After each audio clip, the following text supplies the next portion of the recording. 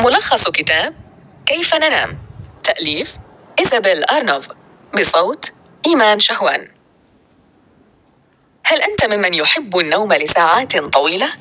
أم أنك ممن يعاني من الأرق ليلاً على نحو يتطلب منك عيش معاناة خلال يومك التالي، وأنت تصارع وتغالب النعاس في عملك أو مدرستك؟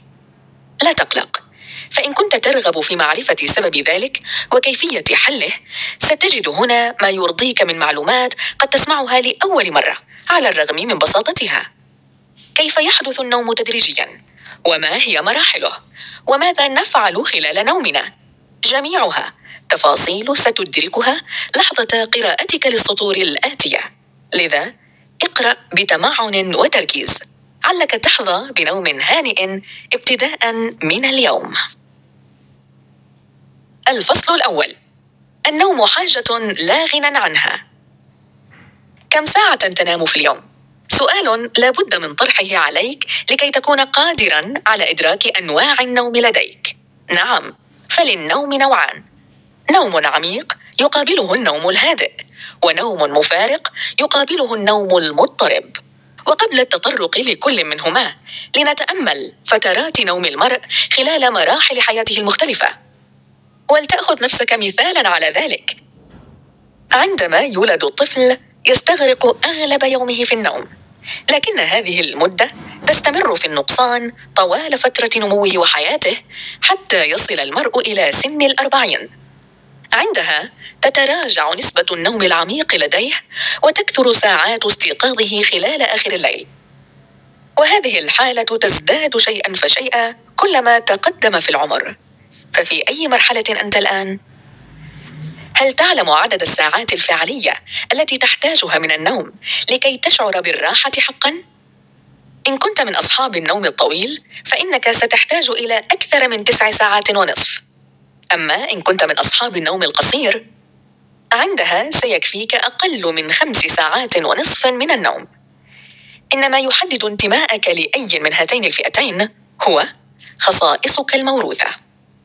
الآن وبالرجوع إلى البداية، هل ما زلت ترغب في معرفة تفاصيل نومك البطيء والمفارق؟ حتماً سيهمك ذلك. إذا قمنا بحساب المدة التي نستغرقها في النوم خلال حياتنا كلها، فسوف نجد أنها تمثل ثلث عمرنا. لذا فإن الأمر يستحق معرفتك لتفاصيل هذه الفترة. الفصل الثاني: مراحل النوم وأنواعه ما بين العميق والمفارق.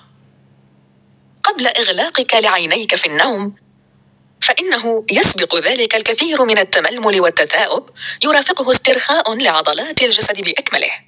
وخلال مرحلة الاستسلام للنوم تضعف قدرتك على الانتباه وكفايتك المعرفية بشكل عام، وتميل عيناك إلى الجانب لتدخل في المرحلة الأولى من النوم، والتي تمثل جزءاً من النوم البطيء الخفيف الذي يتميز بانخفاض تدريجي للنشاط الكهربائي للخلايا العصبية الدماغية. وتستغرق نسبة مدة هذا النوم في جزئه الأول 5% من الليل، و55% في جزئه الثاني. وبذلك يكون المرء قد مر بالمرحلتين الأولى والثانية لنومه. أما فيما يخص المرحلتين الثالثة والرابعة من النوم، فإنها تحدث خلال ما يسمى بالنوم البطيء العميق، والذي يتباطأ عنده النشاط الكهربائي إلى أقصى الحدود، ويمتد إلى 20% من الليل. يعد هذا النوم بمثابة فترة تعوض فترة تعبك خلال اليوم، وستجد صعوبة في استيقاظك منه. الآن لا بد وأنك تتساءل عن نسبة 20% المتبقية من الليل.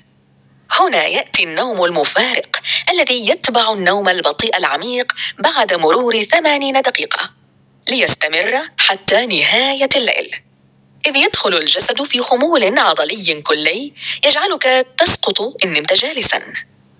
لكن ما يميز هذه الفترة عن النوم البطيء هو ارتفاع النشاط الكهربائي للدماغ، والتحرك السريع للعينين وطبلة الأذن. وبهذا تكتمل دارة من دارات النوم، والتي تتراوح مدتها من 80 دقيقة إلى 120 دقيقة، ونخوض ما يقارب 3 إلى 5 دارات خلال نومنا ليلاً. لكن من الطبيعي أن تسأل: كيف لنا أن نكمل هذه الدارات كاملة ونحن غالباً ما نستمر في الاستيقاظ مراراً وتكراراً بشكل تلقائي خلال نومنا؟ فما حقيقة هذه اللحظات؟ وما فائدتها للنائم؟ إليك الإجابة عن ذلك. اقتباس: ينخفض استهلاك الطاقة الدماغية خلال النوم أكثر منه في حالة اليقظة بنسبتي 11% خلال النوم البطيء الخفيف، و40% في فترة النوم البطيء العميق. الفصل الثالث: اليقظة من النوم.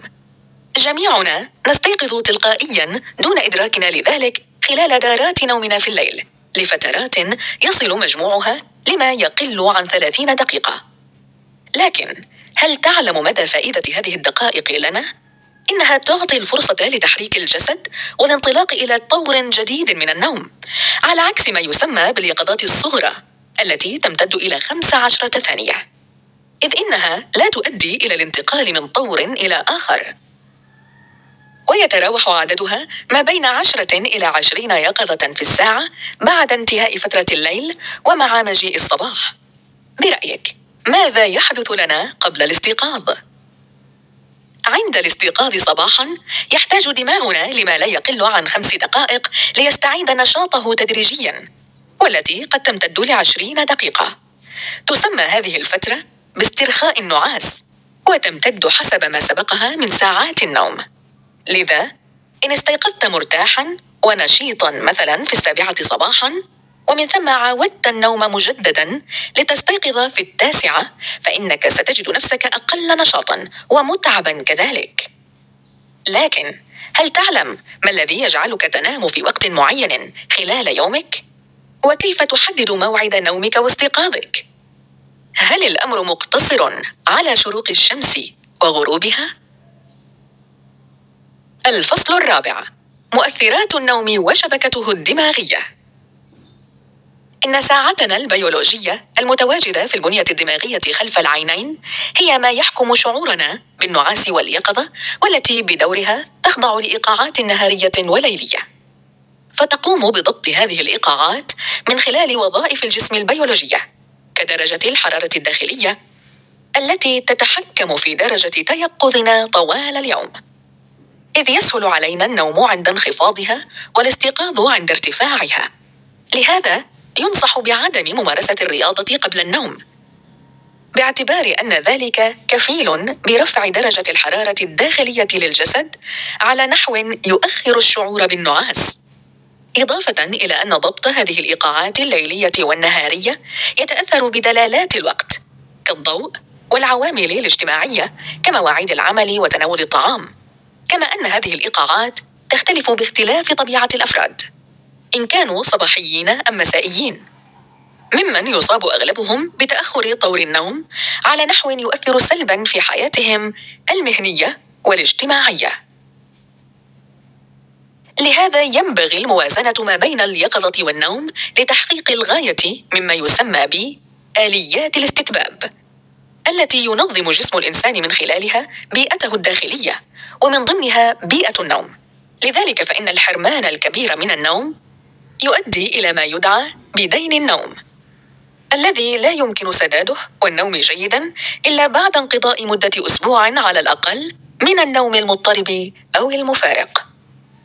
من ناحية أخرى فإن المرء يمتلك بنيات دماغية تشكل مجتمعة شبكة النوم وشبكة اليقظة، إذ إنهما ترتبطان ببعضهما وتقود إحداهما إلى الأخرى، ولكل شبكة من هذه الشبكات جزيئات تساعد على تنشيطها، كجزيئات الهستامين والأوراكسين أو الهايبوكريتين، والتي تعمل على تنشيط شبكة اليقظة.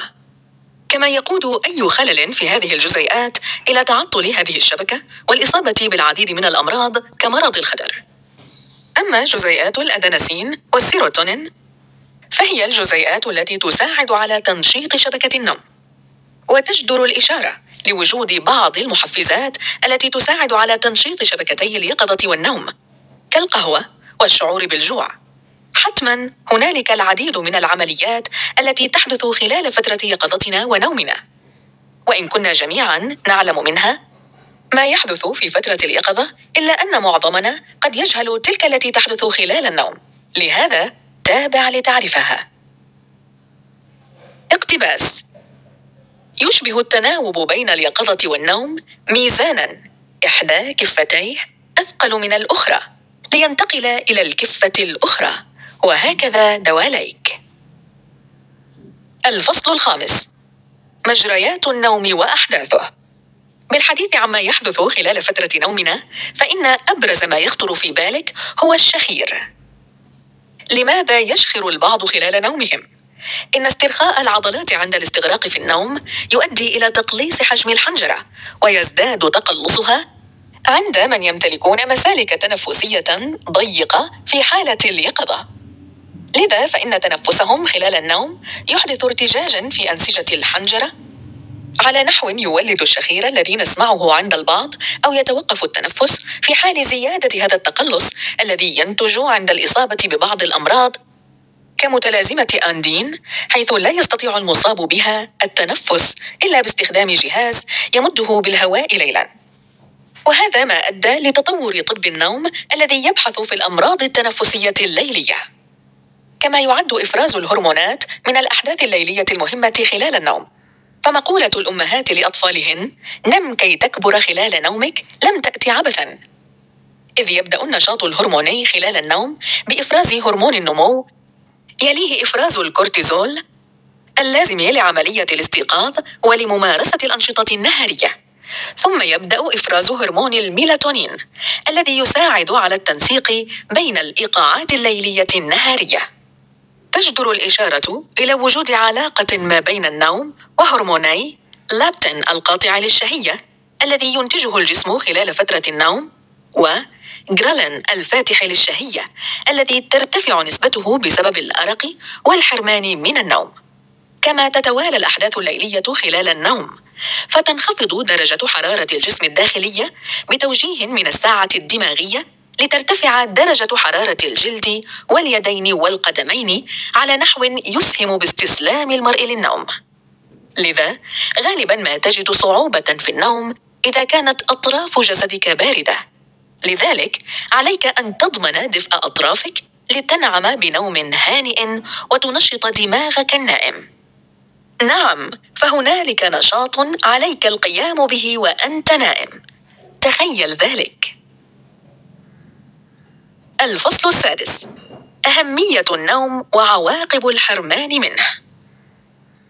لتدرك أهمية النوم عليك معرفة نشاط دماغك أثناءه، فعلى الرغم من انخفاض استهلاك طاقة دماغك أثناء النوم، إلا أن ذلك لا يعني عدم عمله بتاتا، فما تتعلمه قبل نومك سيشغل جزءا من دماغك يجعله لا ينام، على عكس الأجزاء الأخرى منه، فالأمر أشبه باستيقاظ موضعي إن أمكن القول.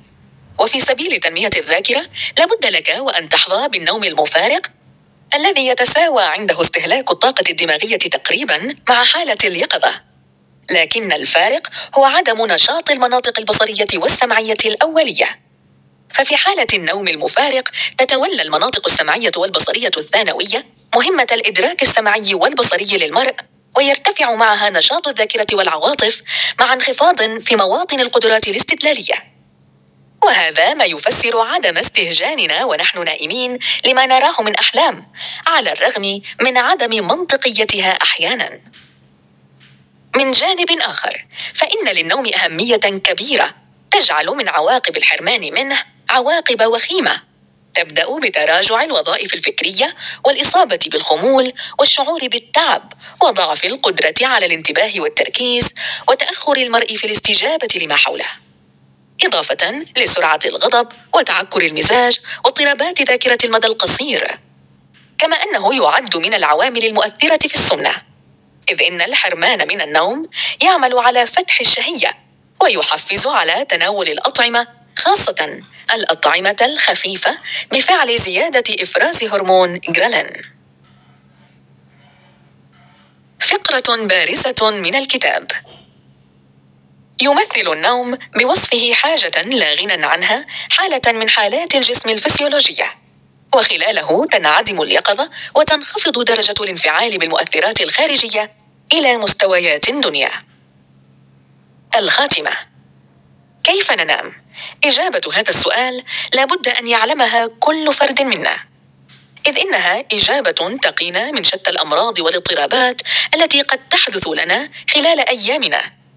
فأهمية النوم لا تقل في أي مرحلة من مراحل هذه الحياة، من مرحلة الطفولة التي يقضيها الصغير في النوم أغلب يومه في سبيل النمو، إلى أن يصل المرء لسنوات عمره المتأخرة.